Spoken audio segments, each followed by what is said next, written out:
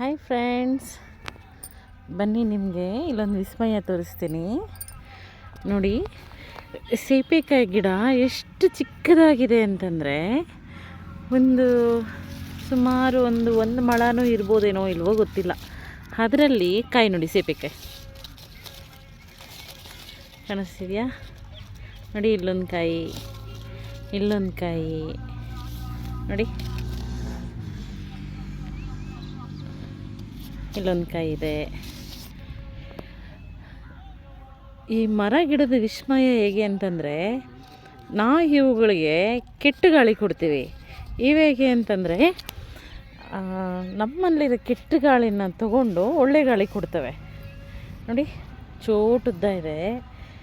ಚೋಟಿದ್ದದ ಗಿಡಕ್ಕೆ ಸುಮಾರು ಒಂದು 5-6 ಹಣ್ಣಿದೆ ಫ್ರೆಂಡ್ಸ್, ಸೀಬೆಕಾಯಿ ಹಣ್ಣು.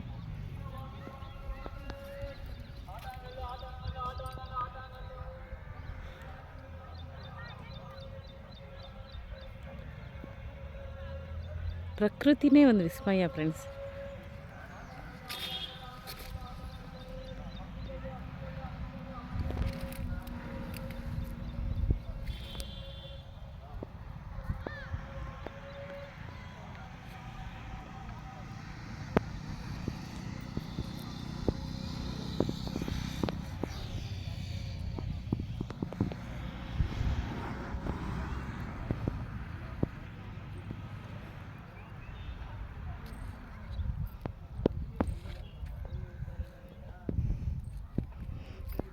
ನೋಡಿ, ದಾಳಿಂಬೆ ಗಿಡ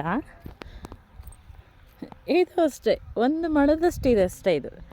ಅದರಲ್ಲಿ ನೋಡಿ, ದಾಳಿಂಬೆ ಹೂವು ಬಿಡ್ತಾ ಇದೆ. ದಾಳಿಂಬೆ ಹೂವು ಬಿಡ್ತು ಅಂತಂದರೆ ಹಿಂದೆನೇ ಕಾಯಿ ಆಗುತ್ತೆ. ನೋಡಿದ್ರೆ ಎಷ್ಟೆಲ್ಲ ವಿಸ್ಮಯ ಅಲ್ಲ ಫ್ರೆಂಡ್ಸ್.